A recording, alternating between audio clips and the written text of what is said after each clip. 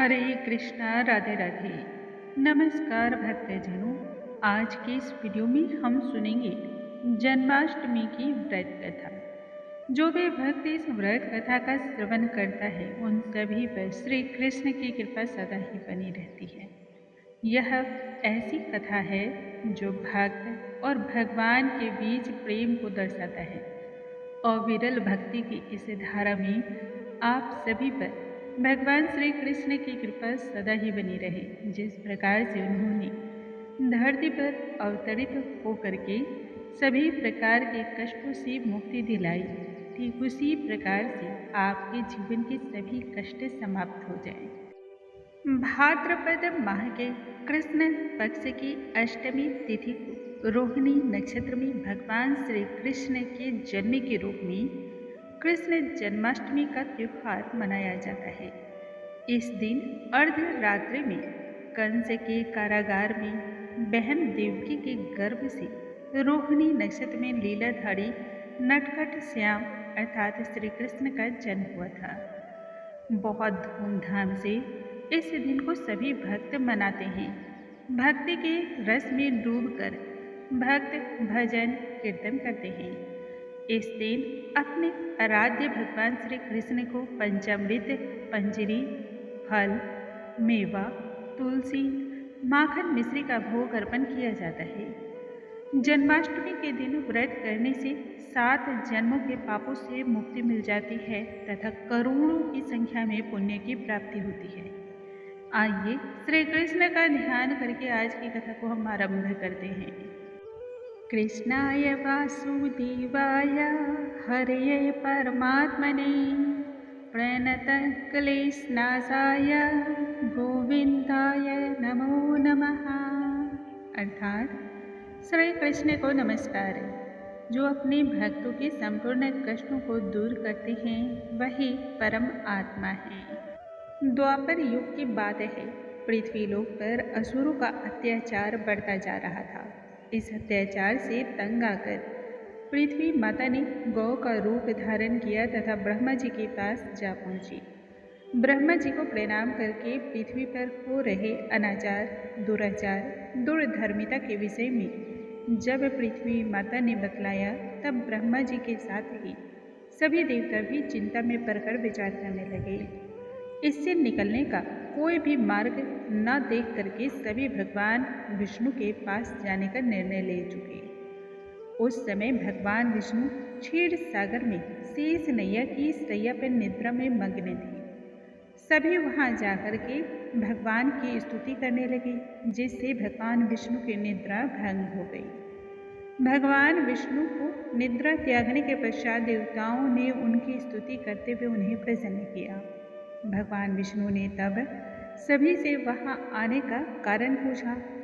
पृथ्वी माता स्वरूप गौ माता कहने लगी, हे प्रभु, पृथ्वी लोक पर बड़े बड़े पाप और अत्याचार हो रहे हैं। प्राणी स्वधर्म को छोड़ करके कर्तव्य से विमुख होकर के अनाचार कर रहे हैं, अतः इसका कोई समाधान कीजिए। भगवान विष्णु ने तब समाधान बतलाते हुए कहा कि आप सभी निश्चित होकर जाएं, जल्द ही वह कंस की बहन देवकी के गर्भ से जन्म लेंगे। आश्वासन पाकर तब सभी लौट गए। उस समय मथुरा के राजा उग्रसेन थे। स्वभाव विचार से बिल्कुल सरल और प्रजापालक उस राजा के एक पुत्र कंस था। कंस ने अपने बल पराक्रम का प्रयोग करते हुए पिता को राज गद्दी के अधिकार से वंचित किया और स्वयं ही उस गद्दी का उपभोग करने लगा। कंस की एक बहन देवकी थी। प्राणों से भी अधिक प्यारी बहन का विवाह वसुदेव के साथ कंस ने संपन्न करा दिया।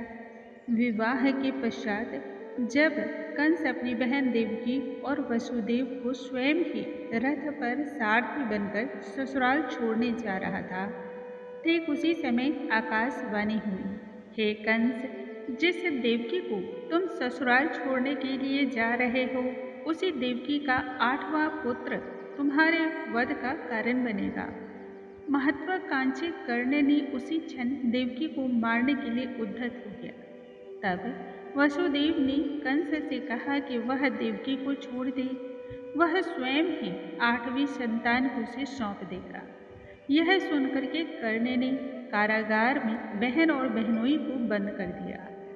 देवकी 7 बार गर्भवती हुई। उसने 7 बच्चों को जन्म दिया। एक एक करके सभी संतानों का वध कंस ने कर दिया। जब देवकी 8वीं बार गर्भवती हुई तब कारागार पर निगरानी और अधिक कठोर हो गई। पहरे और तगड़े कर दिए गए। 8वें पुत्र के रूप में भाद्रपद माह के कृष्ण पक्ष की अष्टमी तिथि और रोहिणी नक्षत्र में स्वयं भगवान विष्णु ने जन्म लिया। वसुदेव को वास्तविक रूप के दर्शन को कराते हुए कहा कि आप वृंदावन में अपने मित्र नंद बाबा के यहाँ मुझे छोड़ दें। प्रभु की लीला से उस समय कारागार के सभी पहरेदार निद्रा के आगोश में चले गए। तूफानी रात में बारिश अपनी चरम पर थी। वसुदेव उस तूफानी रात में श्री कृष्ण को टोकरी में रखकर वृंदावन चल पड़े। कहते हैं कि यमुना उस समय परम उफान पे थी और जब उन्होंने भगवान श्री कृष्ण को आते हुए देखा तब उसने स्वयं ही मार्ग प्रशस्त कर दिया। स्वयं यमुना जी ने श्री कृष्ण के पैरों का स्पर्श करके उन्हें प्रणाम किया। इस तरह से वसुदेव यमुना को पार करके वृंदावन जा पहुँचे। अपने पुत्र को यशोदा के पास रखकर उसके नवजात कन्या जो कि स्वयं महामाया थी उसे लेकर मथुरा लौट आए। कारागार के द्वार पुनः से बंद हो गए।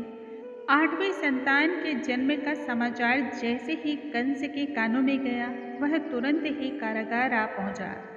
जैसे ही उसने बालक को उठाया तो देखकर हैरान हो गया कि यह तो बालक नहीं बालिका है।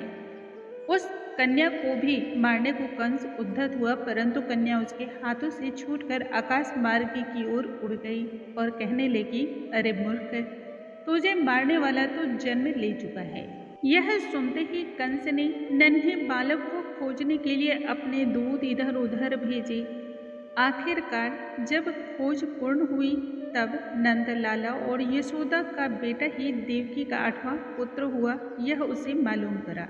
तब उसने बालक को मारने के लिए कई दुष्ट मायावी शक्तियों को भेजा परंतु किसी को भी सफलता न मिली।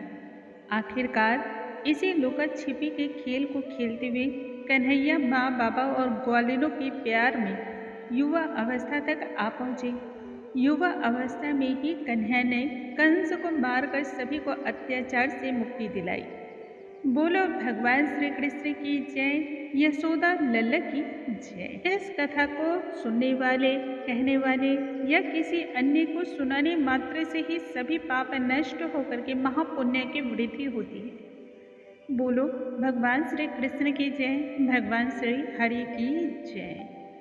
भक्तजनों, आज के इस वीडियो में हमने सुना श्री कृष्ण जन्माष्टमी की कथा, जो कि जन्माष्टमी के अवसर पर अवश्य ही श्रवण करनी चाहिए। साथ ही साथ हर माह के कृष्ण अष्टमी के दिन भी इस कथा का श्रवण करने से अनंत पुण्य की प्राप्ति होती है।